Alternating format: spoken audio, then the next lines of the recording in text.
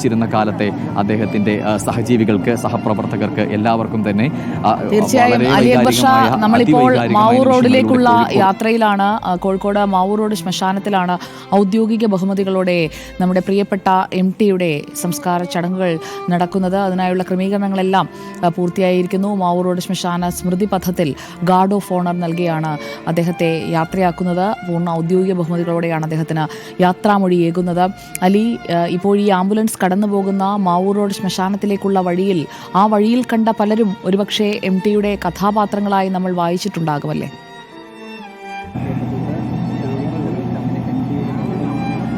തീർച്ചയായും സുജയ, ഇപ്പോൾ MTയുടെ ഭൗതികദേഹം ഇറക്കിക്കൊണ്ടുവന്ന ആ സിതാര, നമ്മൾ നേരത്തെ പറഞ്ഞതുപോലെ എത്രയോ കഥാപാത്രങ്ങൾ, അനശ്വരമാക്കപ്പെട്ട കഥാപാത്രങ്ങൾ, അത് സിനിമയിലാകട്ടെ അദ്ദേഹത്തിൻ്റെ എഴുത്തുകളിലാകട്ടെ നിറഞ്ഞു നിന്ന പലതും നമുക്ക് സുപരിചിതമായ കഥാപാത്രങ്ങൾ. ആ കഥാപാത്രങ്ങളിൽ എത്രയോ പേർ പിറന്നത് ആ സിതാരയിൽ നിന്നാകാം, ആ മുറിയുടെ ഉള്ളിൽ നിന്നാകാം. അവിടെ നിന്നും അദ്ദേഹം ഇറങ്ങുമ്പോൾ, ഇനിയൊരു തിരിച്ചുകയറലില്ലാത്ത വിധം ഇറങ്ങുമ്പോൾ, സ്വാഭാവികമായും അത് മലയാളത്തെ സംബന്ധിച്ചിടത്തോളം, മലയാള സാഹിത്യത്തെയും സിനിമയെയും സംബന്ധിച്ചിടത്തോളം എത്ര വലിയ നഷ്ടമാകുമെന്നത് പറഞ്ഞറിയിക്കാൻ കഴിയാത്ത കാര്യമാണ്.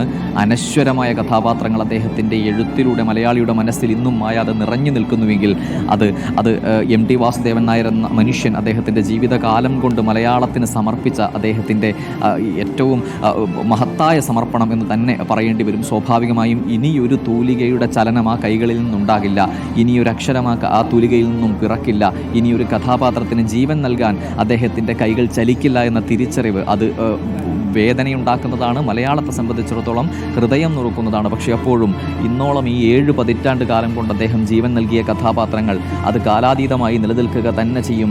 കാലഘട്ടത്തെ അതിജീവിച്ചുകൊണ്ട് ആ കഥാപാത്രങ്ങൾ ജീവിച്ചിരിക്കുക തന്നെ ചെയ്യും. ആ കഥാപാത്രങ്ങളിലൂടെ MT വാസുദേവൻ നായർ എന്ന മനുഷ്യൻ്റെ ഓർമ്മകൾക്കും മരണമില്ലാതെ തുടരുക തന്നെ ചെയ്യും. 7 പതിറ്റാണ്ടുകൾക്കുള്ളിൽ അദ്ദേഹം എഴുതി തീർത്ത കഥാപാത്രങ്ങളും കഥകളുമെല്ലാം ഈ പുതിയ കാലഘട്ടത്തിൽ, ഇൻസ്റ്റഗ്രാം കാലഘട്ടത്തിൽ പോലും അത് ഒരു തരത്തിലും തള്ളപ്പെടാതെ ചെറിയ കുട്ടികൾ വരെ ആഘോഷിക്കപ്പെടുന്ന നിലയിലേക്ക് മാറുമ്പോൾ സ്വാഭാവികമായും ആ മനുഷ്യൻ കാലാതീതൻ എന്ന് തന്നെ പറഞ്ഞു വെക്കേണ്ടി വരും. മഞ്ഞിലെ പ്രണയം, അതായത് വഴിയിൽ തടഞ്ഞു നിർത്താത്ത പ്രണയത്തെപ്പറ്റി, പ്രണയലേഖനം എഴുതില്ല എന്ന് പറഞ്ഞു വെക്കുന്ന പ്രണയത്തെപ്പറ്റി മഞ്ഞിൽ അദ്ദേഹം പറഞ്ഞു വെക്കുമ്പോൾ, അതുപോലെ കാലത്തിൽ വിരഹത്തിൻ്റെ വേദന തുളുമ്പുന്ന വാക്കുകൾ പറഞ്ഞു വെക്കുമ്പോൾ, ഇന്നും പ്രണയത്തിനും വിരഹത്തിനുമെല്ലാം MT വാസുദേവൻ നായർ എന്ന 91 വയസ്സുകാരൻ്റെ വാക്കുകൾ ഉപയോഗിക്കപ്പെടുമ്പോൾ ഒന്നുറപ്പിച്ചു പറയാം, MT വാസുദേവൻ നായർ ഈ 7 പതിറ്റാണ്ട് കൊണ്ട് തീർത്തു വച്ചിരിക്കുന്ന സാമ്രാജ്യം, അദ്ദേഹത്തിൻ്റെ കഥാപാത്രങ്ങൾ, അതിലെ രാജാക്കന്മാർ, രാജകുമാരിമാർ, രാജകുമാരന്മാർ, അവരെല്ലാം കാലാതീതരായി നിലനിൽക്കുക തന്നെ ചെയ്യുമെന്ന് ഉറച്ചു പറഞ്ഞു വെക്കാം. ഇപ്പോൾ മാവൂർ റോഡ് ശ്മശാനം ലക്ഷ്യമാക്കി പോകുന്ന ആ ആംബുലൻസിൽ MT വാസുദേവൻ നായർ എന്ന മലയാളത്തിൻ്റെ അതുല്യ പ്രതിഭ ഉറങ്ങുകയാണ്. അദ്ദേഹത്തെ അവസാനമായി ഒരു നോക്ക് കാണാൻ നിരവധി ആളുകൾ, അദ്ദേഹത്തെ സ്നേഹിക്കുന്ന, അദ്ദേഹത്തിൻ്റെ അക്ഷരങ്ങളിലൂടെ അദ്ദേഹത്തെ സ്നേഹിക്കുന്ന നിരവധിയായ മനുഷ്യർ സിത്താരയിൽ തടിച്ചുകൂടിയിരുന്നു.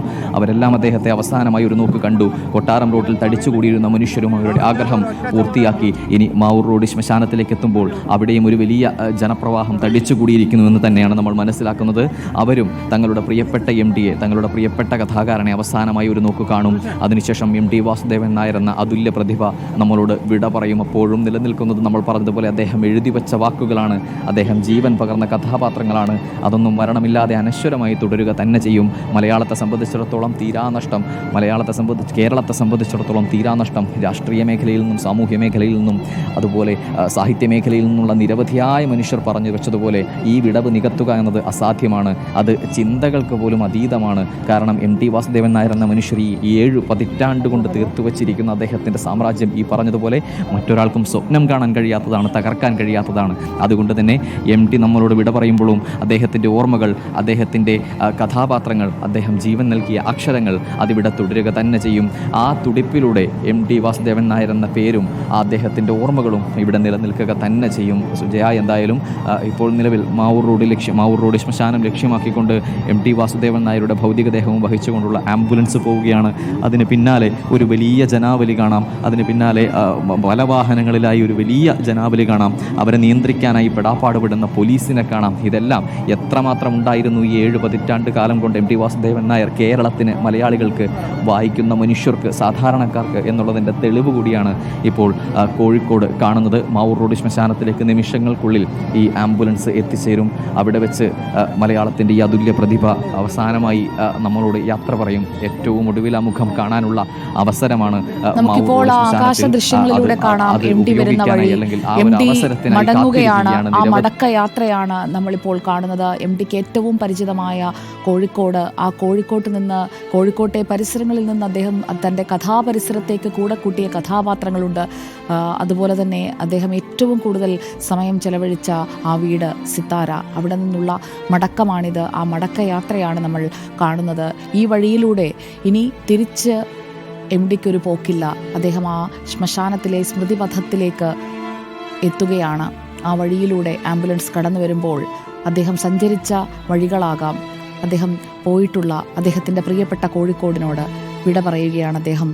അല്പസമയത്തിനകം തന്നെ ആംബുലൻസ് മാവൂർ റോഡ് ശ്മശാനത്തിലേക്ക് എത്തിച്ചേരും. അലി, ഇനി എത്ര ദൂരമുണ്ട്? നമ്മൾ ആകാശ ദൃശ്യങ്ങളിലൂടെ പോവുകയാണ്.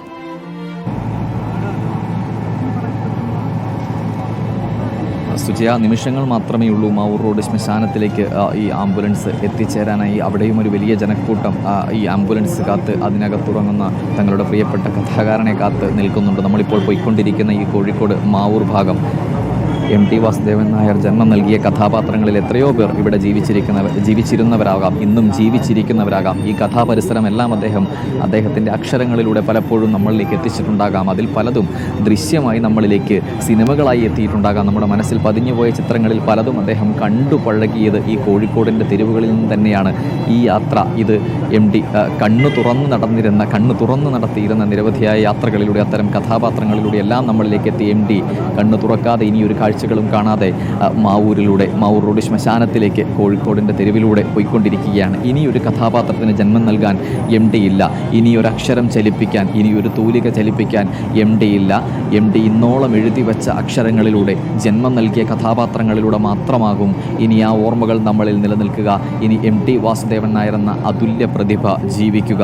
അതുകൊണ്ട് തന്നെ ആ പ്രതിഭയെ, തങ്ങൾ സ്നേഹിക്കുന്ന ആ മനുഷ്യനെ അവസാനമായി ഒരു നോക്ക് കാണാനുള്ളൊരു ജനപ്രവാഹം അത് ഇരമ്പിയെത്തുകയാണ് കോഴിക്കോട്ടേക്ക്.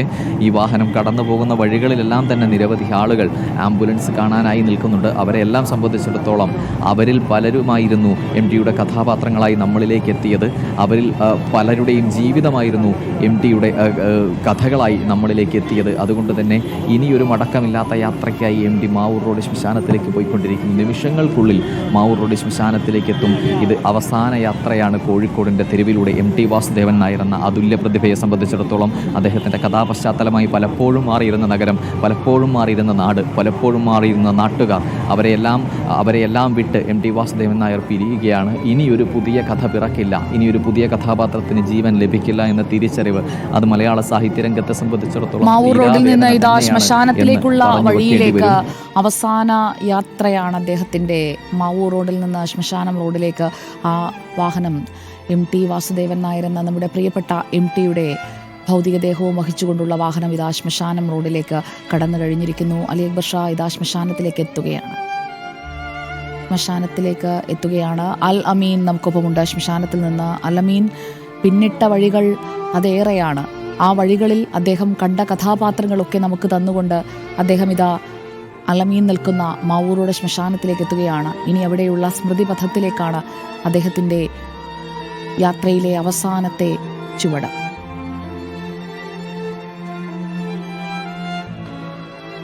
സുജയ, യാത്രകളെക്കുറിച്ച് ഒരുപാട് എഴുതിയിട്ടുണ്ട് MT. ആ ഏകാന്തതയെക്കുറിച്ച് ഒരുപാട് എഴുതിയിട്ടുണ്ട് MT. പല കഥകളിലും പല എഴുത്തുകളിലും നോവലുകളിലുമൊക്കെ അത് കഥാപശ്ചാത്തലമായി വരികയും ചെയ്തു. അങ്ങനെ യാത്രകളെക്കുറിച്ചും ഏകാന്തതയെക്കുറിച്ചും ഒരുപാട് എഴുതിയിട്ടുള്ള MT അവസാന യാത്രയ്ക്കായി മാവൂർ റോഡിലുള്ള സ്മൃതിപഥത്തിലേക്ക് എത്തുകയാണ്. ഏകാന്തനായുള്ള അദ്ദേഹത്തിൻ്റെ വിശ്രമ ജീവിതത്തിലേക്ക് അദ്ദേഹം കടക്കാൻ പോവുകയാണ്.